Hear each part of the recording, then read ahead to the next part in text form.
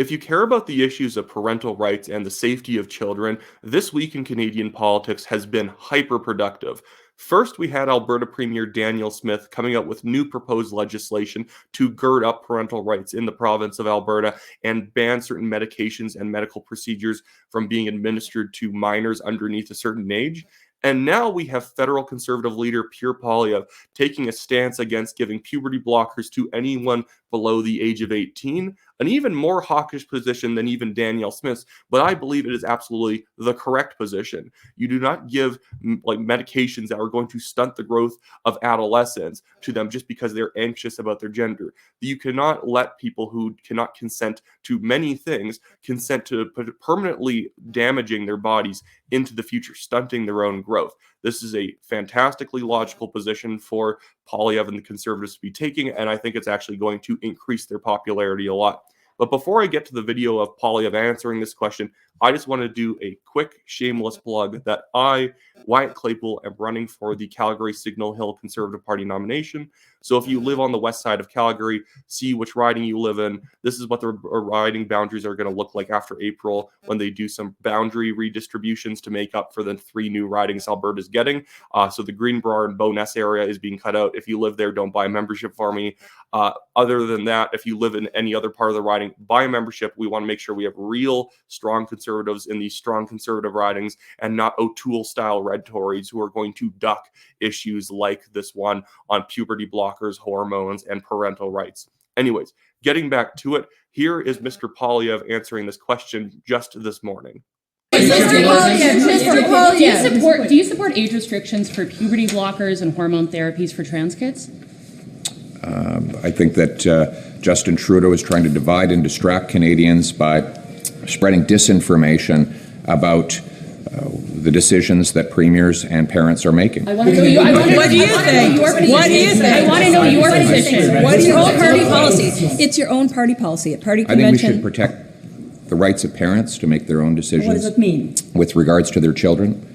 And I believe that adults should have the freedom to make any decision they want about their bodies. But minors, advanced surgeries and medical interventions for minors, as your own party members suggested. Medical interventions like what? That is the language that your party What medical used. interventions? Well, you would have to ask your party members. What medical interventions? Such as puberty blockers and hormone for minors? Yep. Yes. Irreversible? You're talking about irreversible? I'd like to understand your position. No, I want to be clear. I just want to be clear. For minors. Puberty blockers for minors? Yes. Do you agree with that? Do you agree with that? I think that we should protect children and their ability to make adult decisions when they are adults. So you think only adults should make? You said yes. Just to be clear, you said yes. Only adults should take puberty blockers. I think we should protect children. Let them make adult decisions when they become adults. So that means you are against puberty blockers for kids under the age of 18. Is that yes. unclear? Okay. What about? Can I ask you about in Alberta? By the way, I just want to make another comment on this. Justin Trudeau is again puffing out his chest, trying to divide Canadians and attack parents who are trying to protect their kids. He will, in the end, back down on this, just like he had to back down on his firearms policy, just like he had to back down on bringing in medical assistance in dying for people suffering from mental illness. Just like he's backing down again and again and again, he will back down on this because he is not interested in protecting kids.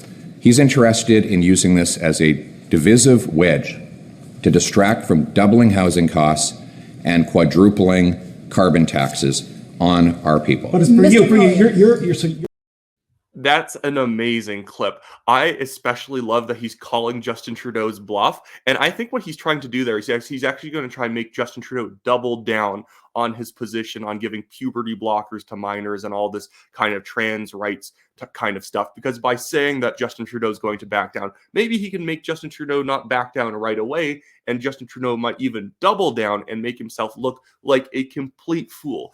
But I love that clip from the media's reactions. I love also the way that Pierre Poilievre handled it. Some people, when they say, well, Poilievre hasn't taken a stance on this yet. Well, he hasn't taken a stance on this yet. Sometimes, and I literally have a master's degree in public policy and my undergrad's also in policy studies, you're waiting for windows of opportunity, for policy windows to open up. And just the reporters asking him the questions in that manner opened up a great window. When he said puberty blockers and hormones, For who? And they're like, minors. For minors. And just the way he said that immediately made them look like the absurd ones, because they are. But you have to maneuver into the right position to make it so clear that you're on the right side of history and these people are crazy. And just all the gaggle of reporters being like, oh, what are you talking about? What are you talking about? No puberty blockers for minors? No hormone therapy for minors? Like, it sounds like they're getting into a really cold, like a cold bath. Like, yes, we shouldn't be giving toxic drugs to minors. I'm not sure who you guys are or what you like. Who are these people? Why do journalistic outlets employ these idiots? It's obviously a bad thing. Should not be giving Lupron or whatever it's called to boys in order to basically chemically castrate them. And again, you can make these decisions as an adult, just as any adult can make decisions if they get a tattoo, if they drink, all of this other stuff, if you smoke cigarettes. This is one of those things where there's obviously not a real healthcare angle to using these drugs. There is just the idea that, well, kids will be depressed if you don't let them use these. Well, why are kids for some reason needing these drugs suddenly in the year 2024, when if I went back to the 1960s, no kid were saying, well, I better get some Lupron or I'm going to be depressed because I'm actually the other gender. Obviously, gender theory and obviously the sort of confusion that the Marxist sort of class of our society has tried to inject into our school system and into our culture is affecting kids. Kids are extremely impressionable, and I don't think that anyone should be surprised that this has become a cultural phenomenon. But the good thing is that 80% of Canadians are still on side for many of the parental rights measures. I don't think that the Liberals are going to want to run on this issue. It's a stupid wedge issue because nobody agrees with them. 80% of people pretty much support parental rights and don't think that kids should be given irreversible medical interventions because they're confused about their gender. That's actually a very bigoted thing to do to a child. It's bigotry against childhood. It's saying that every little thought that you have, every anxiety that you have needs to be medicated, that parents need to be starting to bring you to the doctor and see what we can do to make the anxiety go away. Just let your kid be a little bit anxious about growing up. Every kid was anxious about growing up. It's a very strange time of your life where you're not quite an adult and life is very kind of weird and hard to understand, but you don't have the naivete of like a very young child anymore.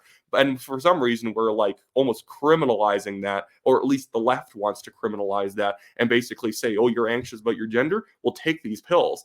No, that's insane. And there's so much social pressure that goes along with the decisions that kids are making these days to transition, to take these medical interventions. Again, look at the studies that show if you don't do anything when a child is confused about their gender, they identify as the sex that they were at birth as soon as they hit adulthood, because it's just something that they had to get over. It's something that they had to work out in their own minds and their own hearts over time, not immediately stuck with drugs that are going to basically lock them into that decision, at least in the medium to long term. Anyways, that's it for me today. Again, I'm Wyatt Claypool. I'm running for the Calgary Signal Hill Conservative Party nomination. My website's in the description below, wyattclaypool.com. If you live in the area, buy a membership to vote for me. We don't want some useless red Tory representing us in this area. And also, I have my legal fund linked in the description below. If we're being sued by a billionaire, it's a completely stupid, fallacious lawsuit where this one guy thought like he's suing us for defamation.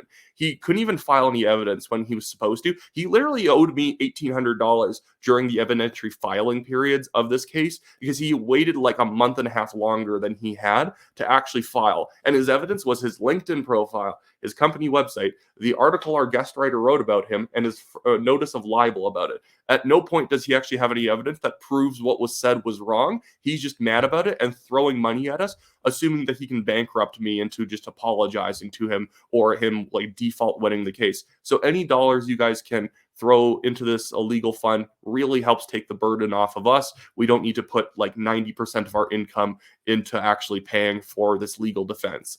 Anyways, that should be it for me today. I'll see you guys in another video or live stream later on today.